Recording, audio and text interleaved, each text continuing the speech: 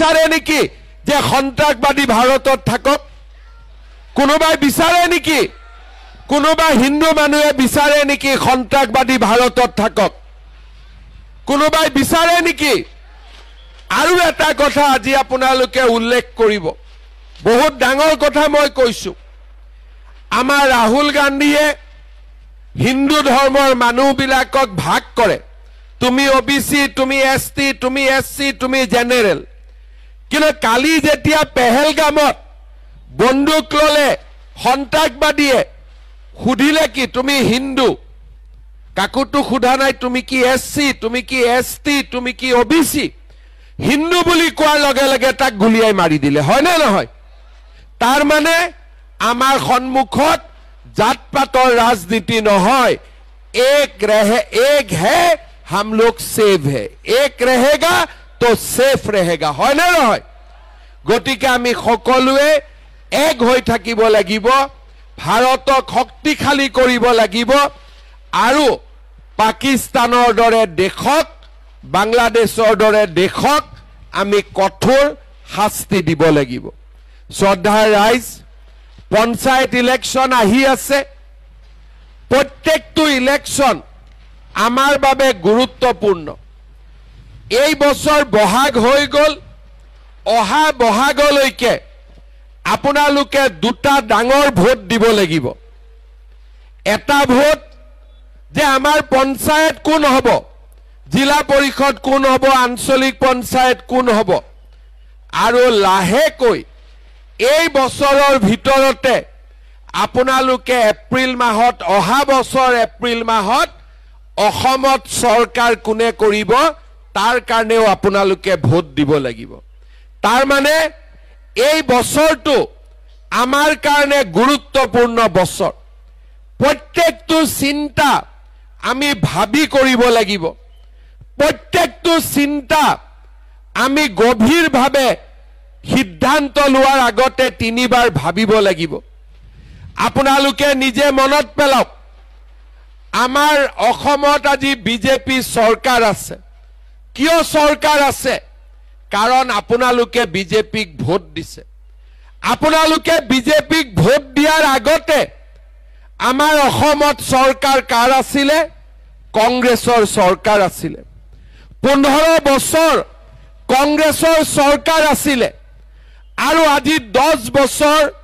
বিজেপিৰ চৰকাৰ 9 বছৰ হ'ব 10 মে তাৰিখে কোভিডৰ নামত 3 বছৰ গল যদি 9 বছৰৰ পৰা 3 বছৰ বাদ দিয়ে বিজেপিয়ে 6 বছৰ দেশ চলাইছে কোভিডৰ সময়তো আমি আপোনালোকক কেনেকে সেৱা কৰিছিলো তাক আপোনালোকৰ আজিও মনত আছে ঘৰে ঘৰে ভ্যাকচিন আইসিইউ মেডিকেল অক্সিজেন আমি অসমত আটাইতকৈ ভাল কৰি কোভিডৰ সময়ত ৰাইজক সেৱা কৰিছিলো 6টা বছৰত আমি কৰা কামৰ কংগ্ৰেছৰ লগৰ সময়ত আপোনালোকে তুলনা কৰক কংগ্ৰেছৰ সময়ত কি আছিল অসমীয়া বঙালীৰ মাজত কাজিয়া গুৰখা লোকসকলক বিদেশী অসমীয়া জনজাতীয় লোকসকলৰ মাজত কাজিয়া জাতি উপজাতিৰ মাজত মিলাপ্ৰীতি নাছিল কংগ্ৰেছৰ দিনত ধুবুৰী গোৱালপাৰা ধুবুৰী কোকৰাঝাৰ উদালগুৰিত আনকি মুছলমান লোকসকলকো হত্যা কৰা হৈছিল সাম্প্ৰদায়িক সংঘৰ্ষ হৈছিল বঙালী লোকসকলক বাৰে বাৰে বিদেশী হিন্দী ভাষী লোকসকলক 10টা কথা আৰু অসমীয়া লোকসকলৰ মাজতে বড়ো অসমীয়া মিচিং অসমীয়া তিৱা অসমীয়া গুৰখা লোকসকলক বিদেশী এয়া আছিল অসমৰ পৰিবেশ আৰু তাৰ ওপৰত আলফা বড়ো উগ্ৰবাদী কাৰ্বি উগ্ৰবাদী আজি এটা সময় আছিল বোমা বিস্ফোৰণ গুলিকাণ্ড গ্ৰেনেড কাৰোবাৰ যদি লৰা ছোৱালী ৰাতি 2টা বজালৈকে ফাংচন চাব কবাত উলাই গৈছে ঘৰত ঘূৰি নহালৈকে মাকে শুব নোৱাৰিছিল এ আছিল কংগ্ৰেছৰ দিন আৰু আজি বিজেপিৰ দিনত বিশেষকৈ 2021 চনৰ পৰা আজিলৈকে আপোনালোকে চিন্তা কৰক অসমত কৰবাত গুলি ফুটিছে কৰবাত বোমা ফুটিছে কৰবাত গ্ৰেনেড ফুটিছে কৰবাত আন্দোলন হৈছে আজি আমাৰ অসমখনত বোমা নাই গুলি নাই বন্দুক নাই আন্দোলন নাই সকলোৱে লাহে লাহে সাৰেন্ডাৰ কৰি ৰাষ্ট্ৰ জীৱনৰ মূল খুঁটিলৈকে উভতি আহিছে আজি অসমত কোনেও কাকো বঙালী বুলি বেয়াকৈ নকয় হিন্দী ভাষী বুলি বেয়াকৈ নকয় গুৰখাক বিদেশী বুলি নকয় জনজাতীয় অজনজাতীয় লোকৰ মাজত আজি অসমত কাজিয়া নাই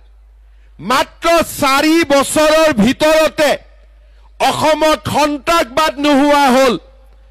অসমীয়া আৰু সকলো মানুহৰ মাজত শান্তি সমন্বয় প্ৰগতি আৰু মিলামিছা আজি অসমত কতো সাম্প্ৰদায়িক সংঘৰ্ষ নাই কতো কোনো খেলিমেলি নাই সকলো মানুহ আজি নিৰাপদে আছে 1947 চনৰ পৰা যদি আপোনালোকে তুলনা কৰে প্ৰথমবাৰ 2021 চনৰ পৰা 2025 চনলৈকে প্ৰথমবাৰ অসমত ইমান শান্তি আছে যিমান ইয়াত বয়সস্থ মানুহ আছে তেওঁলোকে মনত পেলাওক গোটেই জীৱন তেওঁলোকে যি অসম দেখি আহিছিলে আজি সেইখন অসম পৰিৱৰ্তন হল সকলো মানুহ একেলগে থাকে কাজিয়া পেছাল নোহোৱা হল আন্দোলন নোহোৱা হল ৰেল বন্ধ গাড়ী বন্ধ অসম বন্ধ হুজাই বন্ধ আজি সকলো নোহোৱা হল অসম আজি উন্নয়ন আৰু প্ৰগতিৰ এক নতুন দিগন্তলৈ গতি কৰিছে কংগ্ৰেছৰ দিনত এটা অংগনবাদী চাকৰিৰ কাৰণে 2 লাখ টকা ঘোষ দিব লাগিছিল কংগ্ৰেছৰ দিনত অংগনবাদী সেন্টাৰ বনাইছিলে পাৰ চৰাইও তাত আহিব নোৱাৰে বাচ্চাৰ কথাটো বাদ দিয়ক কংগ্ৰেছৰ দিনত এটা চাকৰিৰ কাৰণে 2 লাখ টকাৰ পৰা 1.5 কোটি টকালৈকে ঘোষ দিব লাগিছিল কেইদিনমান আগতে বিধানসভাত জাষ্টিস বিপ্লৱ শৰ্মা কমিটিৰ ৰিপৰ্ট পেশ হৈছে হসা মিছা নাজানো তাত এনেকুৱা কথাও লিখা আছে যে কংগ্ৰেছৰ দিনত চাকৰিৰ কাৰণে ছোৱালীয়ে নিজৰ সতীত্বও বিসৰ্জন দিবলগীয়া হৈছিল ৰিপৰ্টত লিখা আছে মই হসা মিছা কথা কব খোজা নাই সেইখন এখন অসম আছিল আৰু কংগ্ৰেছৰ দিনত মানুহক কি দিছিলে ভোট দিয়াৰ পিছত কংগ্ৰেছে মানুহক কি দিছিলে লুঙ্গি ধুতি খুটা আঠুৱা আৰু কম্বল আমাৰ হিন্দু মানুহে কয় নহয় যে পূজাত পঞ্চামৃত লাগে না নাই পঞ্চামৃত লাগে না নাই কংগ্ৰেছৰ পঞ্চামৃত কি আছিলে লুঙ্গি ধুতি খুটা আঠুৱা কম্বল এনেকে মিটিং হ'ব ট্ৰাকত খুটা থাকিব মহিলাসকলক এনেকে এনেকে খুটা দলি মাৰি দিব কোনোবাই পালে যদি পালে তাৰ ওপৰতে এগৰাকীৰ ওপৰত এগৰাকী জপিয়াই পৰে বেলেগ বাদ দিয়ক তৰুণ গগৈৰ সমষ্টি তিতাবৰতে মহিলাসকলে খুটাৰ কাৰণে এজনৰ ওপৰত এজনে জপিওৱা মই নিজে চকুৰে দেখা পোৱা মোৰ আজিও মনত আছে আজি আপোনালোকে চিন্তা কৰক আজি বিজেপিৰ দিনত ধুতি গল লুঙ্গি গল কম্বল গল আঠুৱা গল খুটা গল কি আহিলে অৰুণোদয় আহিলে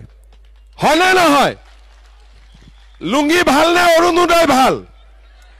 একদম মনৰ পৰা কব লুঙ্গি ভাল নে অৰুণোদয় ভাল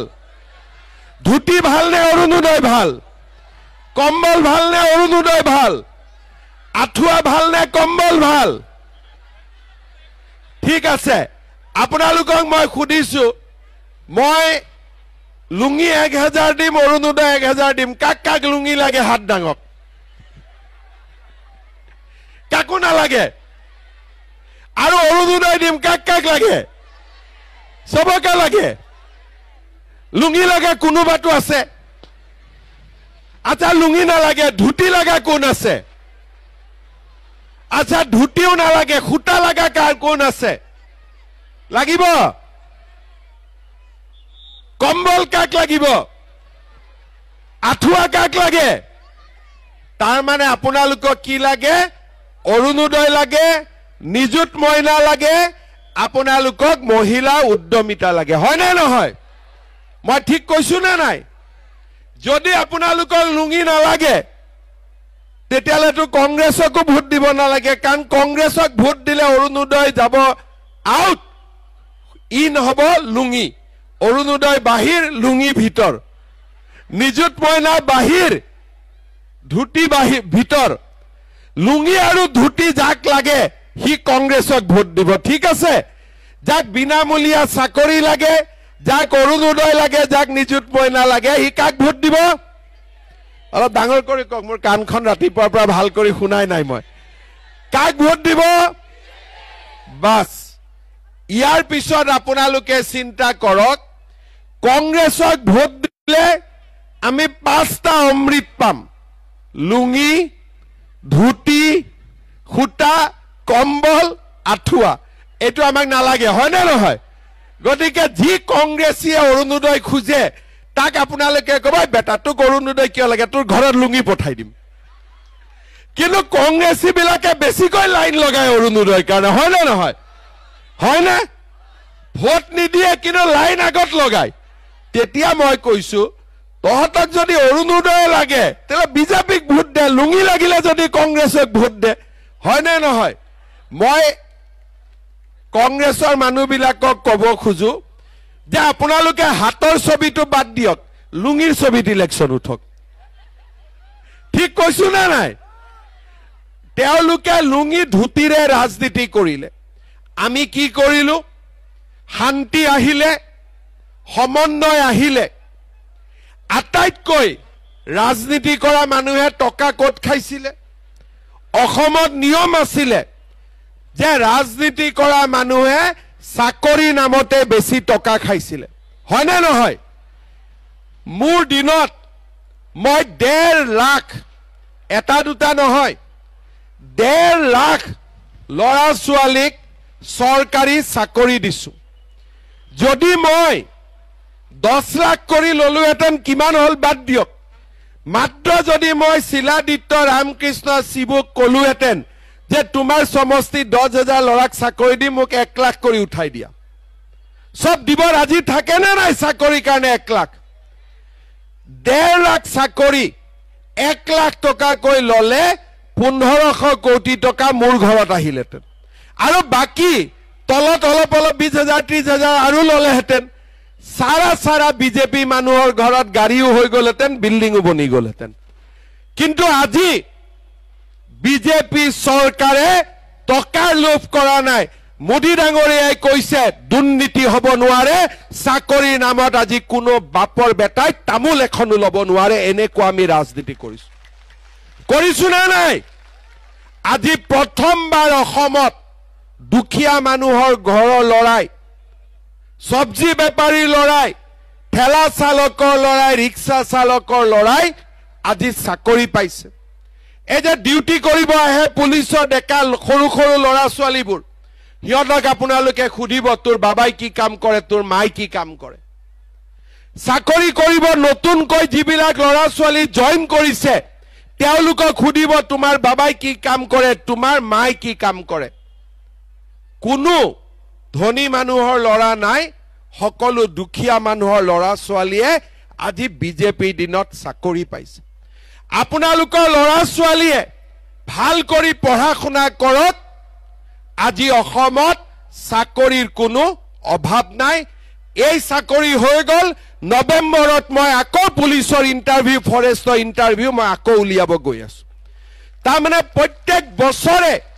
চাকৰিৰ ইণ্টাৰভিউ চলি থাকিব, ল'ৰা ছোৱালীয়ে পাই থাকিব। এতিয়া যিবিলাকে চাকৰি নাপাব তেওঁলোকৰ কি হ'ব? মই এইটো সিদ্ধান্ত লৈছো যে যিসকল ল'ৰা ছোৱালীয়ে চাকৰি নাপাব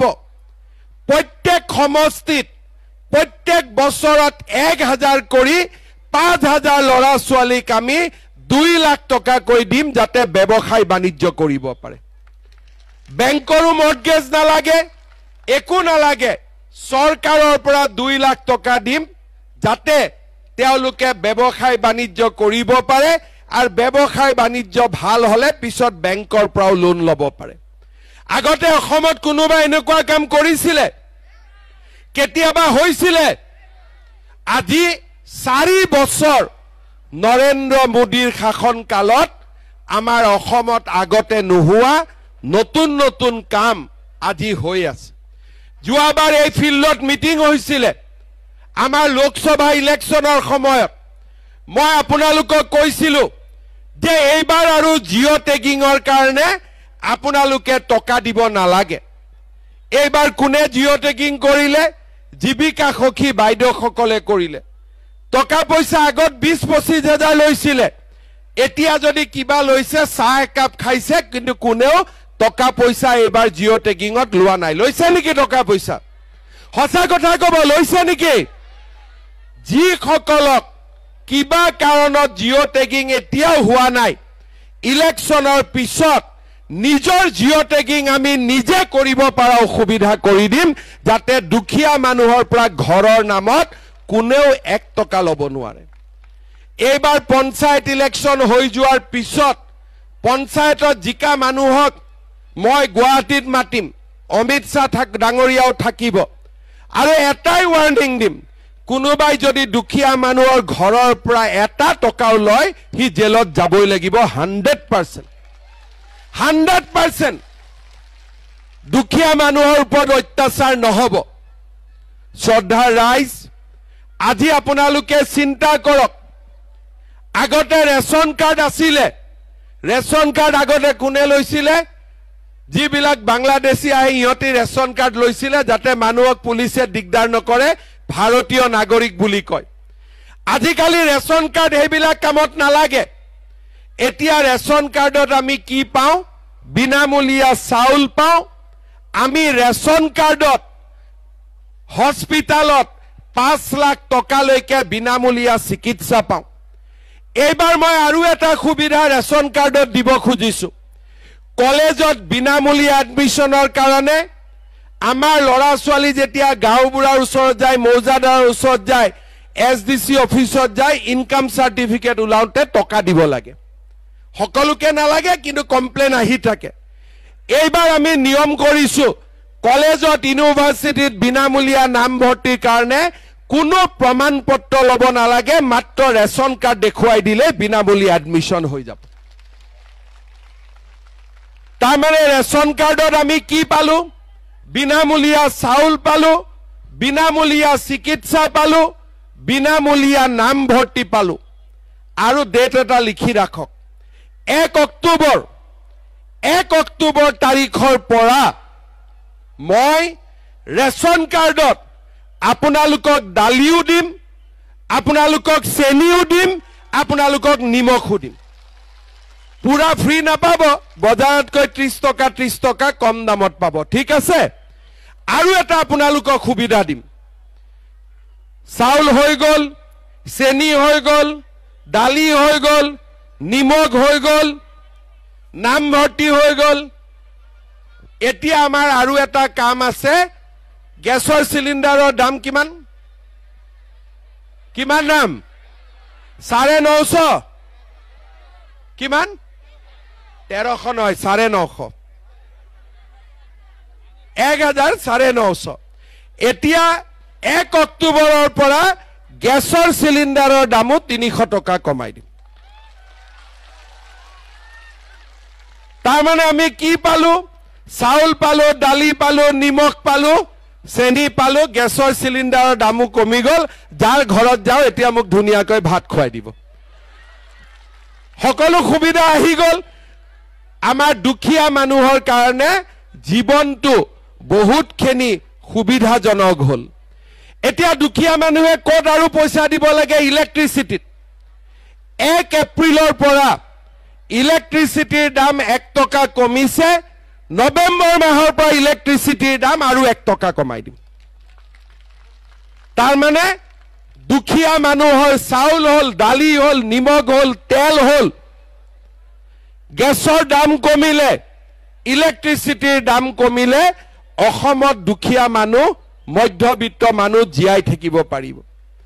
অৰুণোদয় আঁচনি, লামডিং, হোজাই, যমুনামুখ আমি প্ৰথমবাৰ দিছিলো 16,000 পৰিয়াল, তাৰ পিছত দিলো 23,000 পৰিয়াল, এতিয়া আমি দি আছো 37-38,000 পৰিয়াল,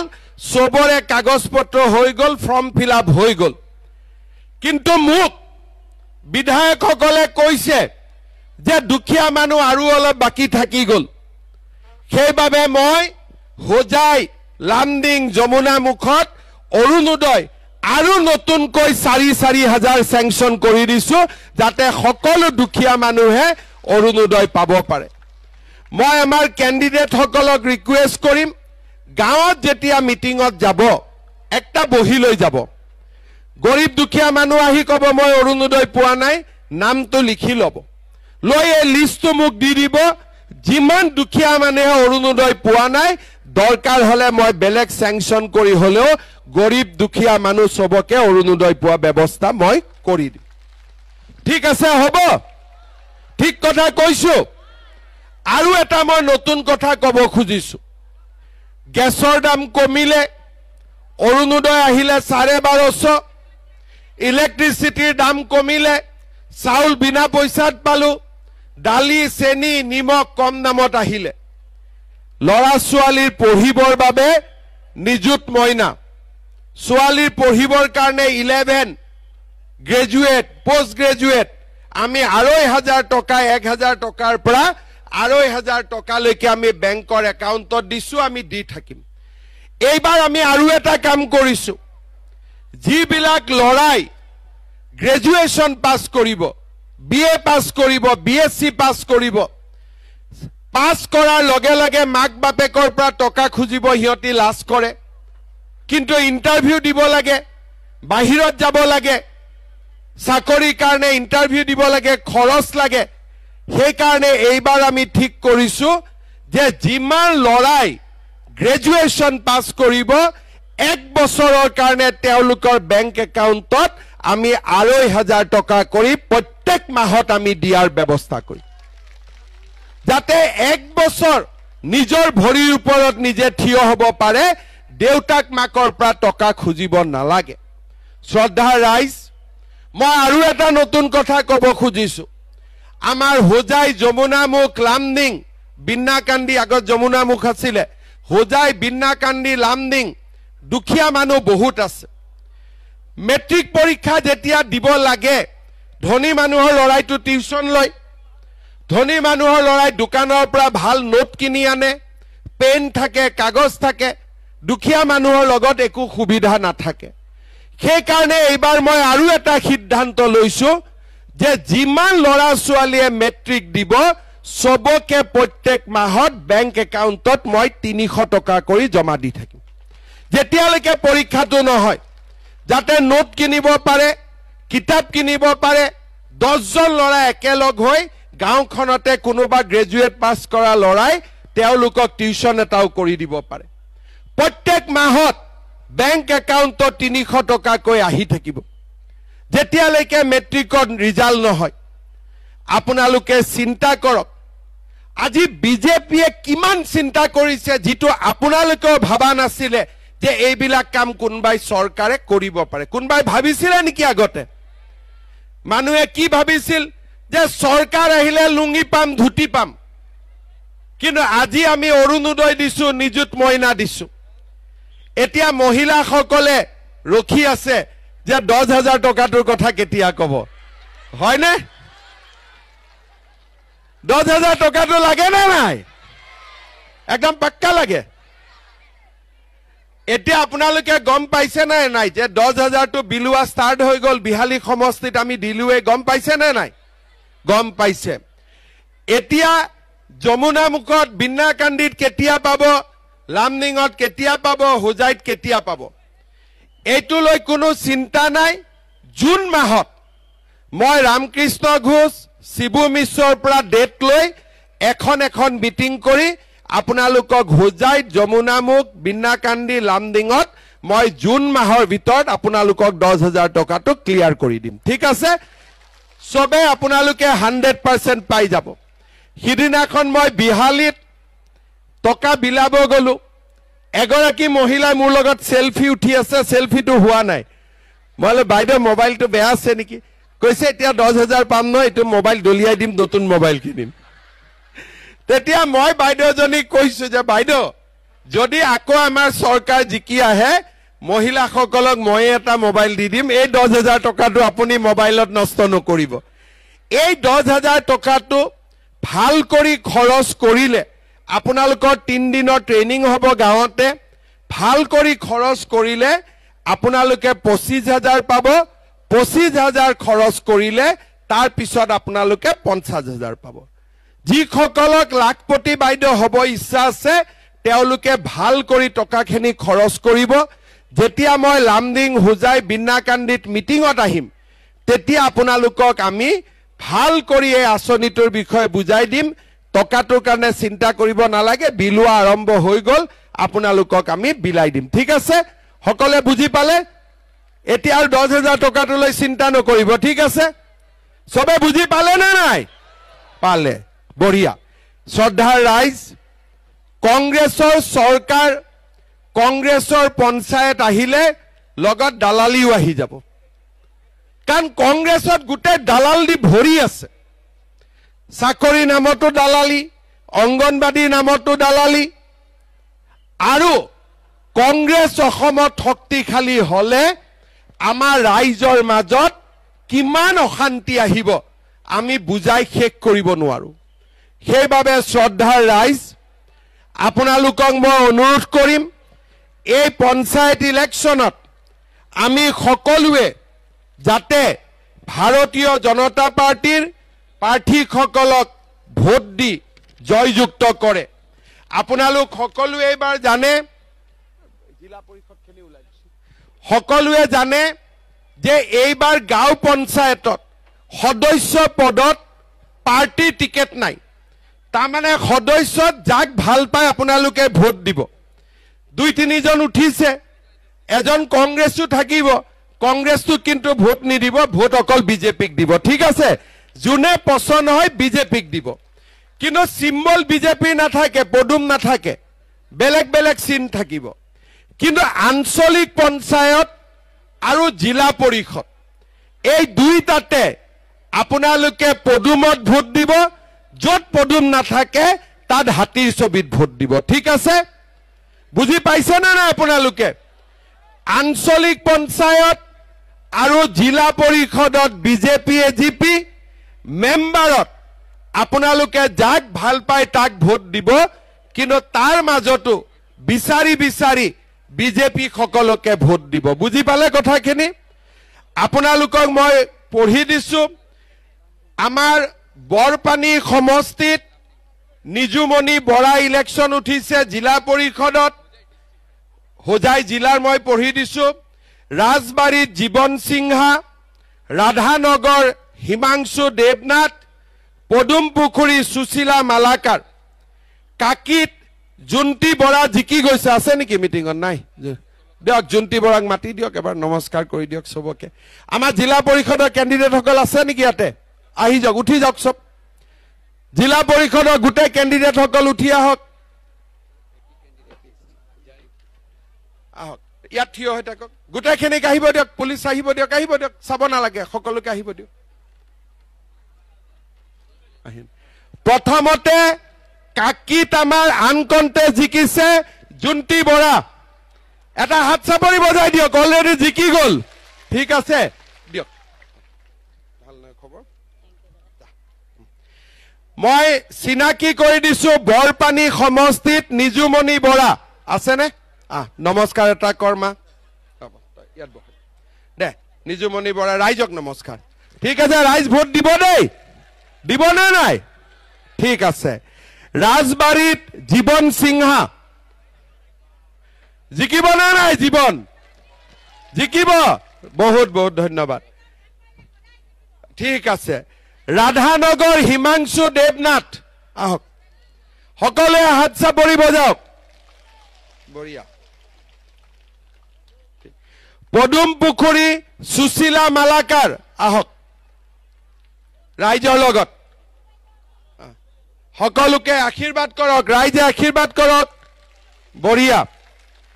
ৰাণী পুখুৰী তপন চন্দ্ৰ দাস আহক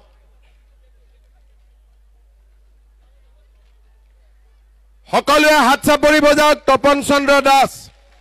লামডিং ৰূপন দাস আছে তলত আছে ঠিক আছে মুৰাজাৰ ফাতিমা বেগম আহক ফাতিমা জিকাই দিব দেই চবে আৰু কোনবাই যে কৈ আছে মছজিদ বন্ধ হ'ব কিবা বন্ধ হ'ব এইবিলাক সব ফালতু হয় কংগ্ৰেছ বিলাক ইয়াৰ কাম নাই কাৰণে এইবিলাক কৈ থাকে ঠিক আছে সকলোৱে ভোট দিব লামডিং ৰূপন দাস সকলোৱে আশীৰ্বাদ কৰিব ঠিক আছে চৌধুৰী বাজাৰ নাৰ্জুনা বেগম সকলোৱে আশীৰ্বাদ কৰিব দোৱা কৰিব হাত চাপৰি বজাওক ডবকা আহমেদ হুছেইন এজিপি ইয়াতে পদুম নাথাকে হাতী ছবিত ভোট দিব লাগিব ঠিক আছে তাৰ পিছত নীলবাগান এজিপি বুৰহানুদ্দিন বৰভূঞা হাতী ছবিত ভোট দিব ঠিক আছে তাৰ পিছত ওদালি এজিপি শাহনাজ খান সকলোৱে হাতী ছবিত ভোট দিব ঠিক আছে দিবনে নাই সকলোৱে যতে পদুম দেখা পায় পদুম যত পদুম নাই তাতে হাতী আঞ্চলিক পঞ্চায়তৰ প্ৰাৰ্থীৰ নামখিনি মই কৈ দিছো আমাৰ হোজাই সমষ্টিত শক্তি সাহা অশোক সিনহা ৰতন চৌহান মমতা থাউচেন বিশ্বজিৎ দে লীলাৱতী প্ৰসাদ আলিমুন নেছা মকবুল হুছেইন চৌধুৰী ৰুনু মজুমদাৰ ভগৱান অধিকাৰী পলি বৰুৱা বিশ্বজিৎ মজুমদাৰ সুভাষ বিশ্বাস আৰু জুচি কেম্প্ৰাই শিখা ঘোষ চন্দনবাই সাহু চন্দ্ৰবাই সাহু প্ৰসেনজিৎ দাস মমতা মণ্ডল নীলমণি দেৱনাথ মাম্পি মালাকাৰ পল্লৱজ্যোতি দাস নকুল পাটৰ লামডিং সমষ্টিত সন্দিতা ডেকা আজিজুৰ ৰহমান আব্দুল ৰহমান ৰহিম জ্যোতিপ্ৰভা হাজৰিকা আনকণ্ঠে জিকিছে সুনীতা বৰদলৈ সালেহা বেগম সীতাৰাণী দে ৰঞ্জু দাস গোপাল নাথ আনকণ্ঠে জিকিছে মাম্পি দাস শহীদা বেগম সুকন্যা বৰা প্ৰিয়ংকা দাস চন্দন দাস ৰফিজুল আলম ৰঞ্জিত বিশ্বাস আনকণ্ঠে জিকিছে ৰাধিকা বড়ো আব্দুল জলিল বিনাকান্দি সমষ্টিত আমাৰ আৰু এজিপি গদাধৰ দাস সিতাৰা বেগম মৌচুমী বেগম আনোৱাৰ হুছেইন দিলৱাৰ হুছেইন বৰভূঞা কামৰান হুছেইন সুলেমা খাতুন ৰীতা বিশ্বাস নাজনিমা বেগম ময়ূৰী নন্দী অঞ্জুমা বেগম নাছৰিন সুলতানা এইকেইগৰাকী আমাৰ ফালৰ পৰা আঞ্চলিক পঞ্চায়ত গাঁও পঞ্চায়তত আপোনালোকে যাক ভাল পায় তাকে ভোট দিব ঠিক আছে খালি বিজেপিক দিব কংগ্ৰেছক নিদিব হ'ব সকলোৱে বুজি পালে গোটেইখিনি কথা বুজি পালে জুন মাহত মই আকৌ আহিম লামডিং হোজাই আৰু বিনাকান্দি মহিলাসকলৰ মাজত টকাটো দিবৰ কাৰণে আহিম সিদিনাখন ভাত পানী খাই যাম ঠিক আছে আজি বহুত গৰম আছে সিদিনাখন অলপমান ভাল কৰি পেণ্ডেল বনাই ল'ম ঠিক আছে হ'ব